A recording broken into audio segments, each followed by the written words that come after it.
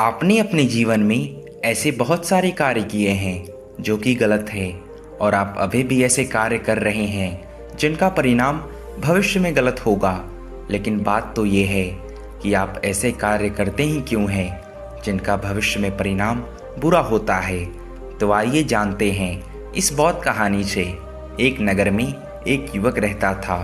वो युवक जवान और बहुत ही सुंदर था। उसके पिता के पास किसी भी चीज़ की कोई कमी नहीं थी। घर धन धान्य से भरा हुआ था। लेकिन एक बार वो युवक अपने नगर में भ्रमण कर रहा था। तब उसे एक सुंदर कन्या नजर आई और वो युवक उसकी तरफ आकर्षित हो गया। वो उसे प्रेम करने लगा। अब उसका मन किसी भी वस्तु में नहीं लग रहा था। उसे तो बस वो सुंदर युवती ही नजर आती थी। फिर एक दिन उस युवक ने उस युवती से अपने प्रेम का इजहार कर दिया। उस युवती ने भी उस युवक के प्रेम के प्रस्ताव को स्वीकार कर लिया, क्योंकि वो युवक भी बहुत सुंदर था। साथ में ही वो युवती भी बहुत सुंदर थी, तो दोनों का एक दूसरे के प्रति आकर्षित होना तो स्वाभाविक था। कुछ समय तक तो सब कुछ अच्छा चल रहा था, लेकिन धीरे धीरे दोनों के बीच छोटी छोटी बातों को लेकर अनबन शुरू हो गई। और फिर एक दिन ऐसा आया जब झगड़ा इतना बढ़ गया कि वो लड़की उस युवक को छोड़कर चली गई। उस युवक ने उस लड़की से बहुत अनुरोध किया कि वो उसके साथ जीवन में वापस आ जाए, लेकिन उस युवती पर उस युवक की बातों का कोई असर नहीं हुआ और उस युवती ने उस युवक को छोड़कर किसी और से विवाह कर लिया। उस लड़की के जाने के बाद वो युवक पूरी तरह से टूट गया, क्योंकि वो युवक उससे अत्यधिक प्रेम करता था। उसे तो बस अब इस संसार से भी नफरत होने लगी। उसे अपने जीवन में दुखों के अलावा कुछ भी नहीं दिख रहा था। फिर एक दिन वो जंगल के रास्ते से कहीं जा रहा था। तब उसे महात्मा बुद्ध नजर आए। उसने बुद्ध के चेहरे पर एक अलग ही प्रकाश की शांति देखी, खुशी देखी। तो उसने सोचा कि भिक्षुओं का जीवन तो कितना अच्छा होता है। ना इन्हें किसी चीज़ की चिंता होती है, ना इनके जीवन में कोई दुख होता है। ये तो हमेशा अपनी मस्ती में चलते रहते हैं। यही सोचकर वो बुद्ध के पास जाता है और उनसे कहता है कि गुरुवर, आप मुझे अपना शिष्य बना लीजिए, क्योंकि ये संसार तो दुख से भरा हुआ है, माया मोह के बंधन से जकड़ा हुआ है। यहाँ कोई किसी से प्रेम नहीं करता, सब के सब दिखावा करते हैं। उस युवक की बात सुनकर बुद्ध मुस्कुराते हैं और युवक से कहते हैं कि ठीक है, अगर तुम्हारी इच्छा है तो तुम मेरे शिष्य बन सकते हो। इसके बाद वो युवक बुद्ध का शिष्य बन जाता है। शिष्य बनने के बाद वो प्रतिदिन बुद्ध के अन्य शिष्यों के साथ एक नगर में रोज भिक्षा के लिए जाता था। उस नगर में एक बहुत ही सुंदर स्त्री रहा करती थी। उस स्त्री के सुंदर रूप की चर्चा दूर दूर तक फैली हुई थी। जो भी पुरुष उसे एक बार देख लेता था, वो अपने आप को उसकी तरफ आकर्षित करने से रोक नहीं पाता था। एक दिन उस भिक्षु की भी नज़र उस स्त्री पर पड़ जाती है और वो भी फिर से एक बार उसकी तरफ आकर्षित हो जाता है। वो स्त्री भी भिक्षु को देखती है और समझ जाती है कि वो भिक्षु उसके आकर्षण में पड़ गया है। वो भिक्षु भी जल्दी से अपना ध्यान उस स्त्री से हटाता है और अपने मार्ग पर आगे बढ़ता है। वो भिक्षु उस समय तो वहाँ से चल गया था, परंतु उस सुंदर स्त्री के रूप को अपने मन से नहीं हटा पाता था। वो भिक्षा मांगते वक्त, प्रवचन सुनते वक्त, ध्यान करते वक्त केवल उसी स्त्री के बारे में सोचने लगता। उसके साथ ऐसा इसलिए हो रहा था क्योंकि वो अपने मन को बलपूर्वक उस स्त्री से हटाने का प्रयास कर रहा था। और मन का स्वभाव यही है कि जहाँ से इसे हटाने का प्रयास किया जाता है, ये वहीं पर ज़्यादा लगता है। महात्मा बुद्ध उस भिक्षु के व्यवहार को देखकर समझ जाते हैं कि वो किसी न किसी समस्या में है, लेकिन वो उससे कुछ भी नहीं कहते। और वह भिक्षु जब भी भिक्षा मांगने के लिए उस नगर में जाता तो उसके भीतर केवल एक ही इच्छा होती कि उसे किसी भी तरह वो स्त्री दिख जाए। उस स्त्री को भी उस भिक्षु के तरफ आकर्षण होने लगा था। और ऐसा होने के पीछे एक बहुत बड़ा कारण था कि अगर कोई साधारण पुरुष होता तो शायद उस स्त्री को उसकी तरफ आकर्षण नहीं होता, क्योंकि उसके लिए किसी भी साधारण पुरुष को पाना बहुत आसान था। परंतु एक सन्यासी को संसारी बनने में कठिनाइयाँ होती है और यही कठिनाइयाँ आकर्षण का कारण बनी थी। हम उसी की तरफ ज़्यादा आकर्षित होते हैं जो हमें आसानी से नहीं मिलता। अब वो स्त्री भी उस भिक्षु को नगर में आने की प्रतीक्षा करती है और वो भिक्षु भी प्रतिदिन उसी नगर में भिक्षा मांगने के लिए जाता है। फिर एक दिन वो स्त्री उस भिक्षु को रोकती है और उससे कहती है कि मुझे तुम्हारा इस तरह से भिक्षा मांगना अच्छा नहीं लगता। तुम स्वस्थ हो, रूपवान हो, तुम्हें तो किसी महल में होना चाहिए। मैं तुमसे बहुत प्रेम करती हूँ। यदि तुम संन्यास को त्याग दो तो हम दोनों विवाह कर लेंगे। वो भिक्षु उस स्त्री की तरफ आकर्षित तो हो ही गया था, लेकिन उसे अपने पहले वाली जिंदगी याद आने लगती है कि उसने उस दुख के कारण ही तो संन्यास लिया है। फिर वो सोचता है कि ये तो मुझे आगे से ही प्रस्ताव दे रही है और मेरे से विवाह भी करना चाहती है। वो तो मुझे छोड़कर चली गई थी और किसी और से विवाह कर लिया था। इसके बाद वो तय करता है कि वो संन्यास को छोड़कर फिर से संसारी बन जाएगा, लेकिन फिर भी उसके मन में एक धर्म चल रहा था। उसे संन्यास छोड़ना उचित नहीं लग रहा था, लेकिन मोह हर बार एक नया लालच देता है, एक नया प्रलोभ देता है।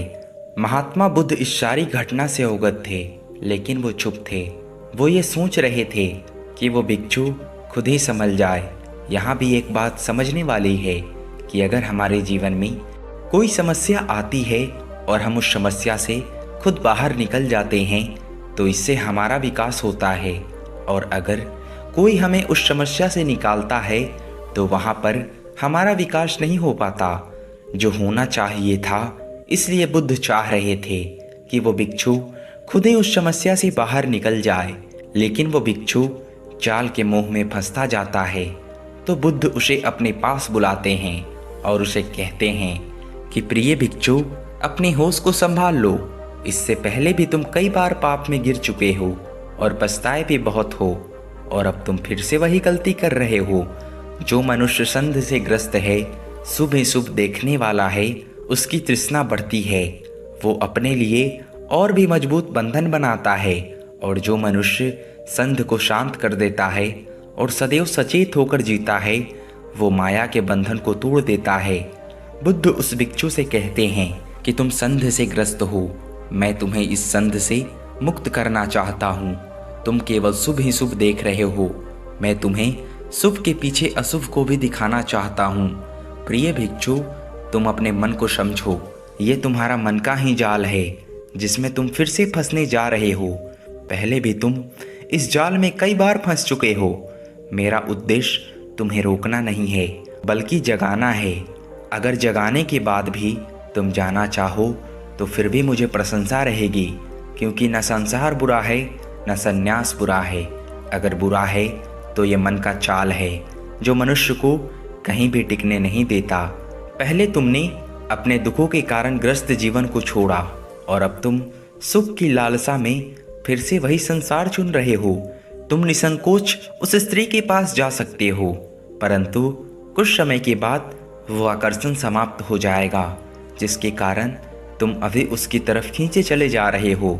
अभी तो तुम्हें लग रहा है कि वो स्त्री तुमसे प्रेम करती है, परंतु कुछ समय बाद ही वो प्रेम भी समाप्त हो जाएगा। जब तक उसने तुमको पाया नहीं और तुमने उसको पाया नहीं, आकर्षण केवल तब तक है। यही सत्य है, लेकिन ये सब तुम्हें नज़र नहीं आएगा। लेकिन मेरा कर्तव्य है तुम्हें उस सत्य को दिखाना जो तुम अभी नहीं देख पा रहे हो। और यहाँ एक बात और समझने वाली ये है कि बुद्ध अपने भिक्षु को नरक का नाम लेकर डरा नहीं रहे थे और न ही उसे डांट रहे थे। वो तो केवल उसे वास्तविकता बता रहे थे, वो वास्तविकता जो उसे कुछ समय बाद पता लगने वाली थी।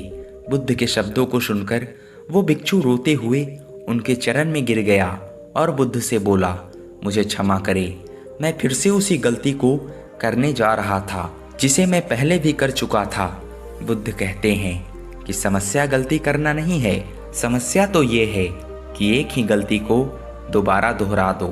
माया एक ऐसा जाल है जिसमें फंसने के बाद हमें हर चीज़ व्यर्थ लगने लगती है, लेकिन जो इस मोह को जागरूकता की तलवार से काट देता है वही इस झूठे सुख से मुक्ति पाता है। जो केवल दुख को जन्म देता है। जीवन में हम तमाम चीज़ों से छुटकारा पाना चाहते हैं। इसके लिए अक्सर हम जोर जबरदस्ती का रास्ता चुनते हैं, जिससे चीज़ें छूटने की बजाय और भी समस्या का रूप ले लेती है।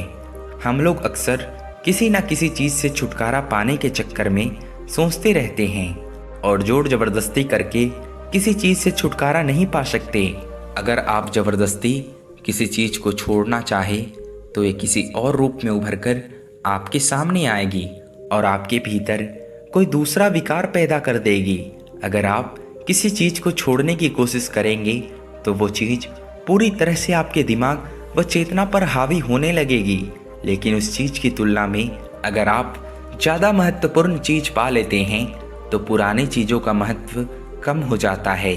महत्व कम होने से वो खुद ब खुद आपसे छूटने लगती है।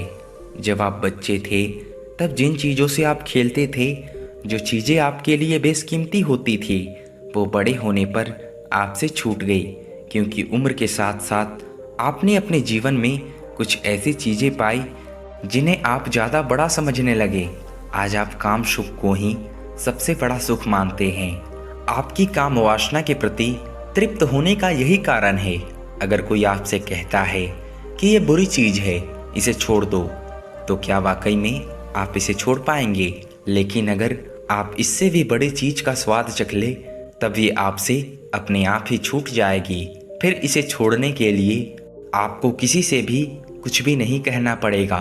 इसके लिए आपको अपने जीवन का थोड़ा सा समय ऐसी दिशा में लगाना होगा जिससे कि एक बड़ा आनंद आपके जीवन का हिस्सा बन सके। अगर आपको जीवन में अपेक्षाकृत ज़्यादा आनंदित करने वाली चीज़ें मिल जाए तो जाहिर है कि छोटे सुख की इच्छा अपने आप ही मिट जाएगी। सबसे अच्छी बात तो ये होगी कि झूठे सुख की चाहत आपकी कोशिश करने से नहीं मिटी, बल्कि रुचि कम हो जाने से आपने छोटे सुख को जानना बंद कर दिया।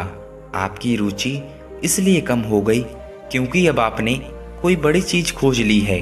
बस इतनी सी बात है। जब आप बच्चे थे तब जो चीज़ें आपके लिए बेशकीमती होती थी, वो बड़े होने पर आपसे छूट गई।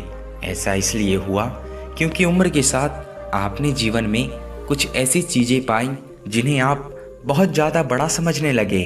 अब यही बात लागू होती है। अगर आपको जीवन में ज़्यादा तीव्रता वाली, ज़्यादा गहरा सुख और आनंद देने वाली चीज़ मिल जाए तो जाहिर सी बात है ये चीज़ आपसे अपने आप ही छूटने लग जाएगी। जानवर हर वक्त इसके बारे में नहीं सोचते हैं। जब उनमें काम उत्तेजना पैदा होती है तभी वो इनके बारे में सोचते हैं, अन्यथा वे हर समय नहीं सोचते कि कौन नर है कौन मादा है। सिर्फ इंसान ही ऐसा जीव है जो इस सोच में हर वक्त अटका हुआ है। एक पल के लिए भी वो इसे नहीं भूल पा रहा। काम वासना आपके व्यक्तित्व का बस एक छोटा सा हिस्सा है। बेवकूफ़ी भरी नैतिकता और इसे ज़बरदस्ती छोड़ने की कोशिश में पड़कर लोग और भी ज़्यादा कामुक हो गए हैं। आप जिसे मर्द या औरत कहते हैं वो बस एक छोटी सी शारीरिक अंतर की बात है जो एक खास प्राकृतिक प्रक्रिया को पूरा करने के लिए है। आखिरकार हमने शरीर के एक अंग को इतना महत्व क्यों दे रखा है? शरीर का कोई भी अंग इतना महत्व दिए जाने योग्य नहीं है। अगर शरीर के किसी भी अंग को इतना महत्व देना ही है तो महत्व दिमाग को देना चाहिए, ना कि जननांग को। अगर आप अपने जीवन को वैसे ही देखो जैसे कि यह वास्तव में है तो काम वासना आपके जीवन में बस इतनी सी छोटी सी जगह बना पाए जितनी उसे मिलनी चाहिए।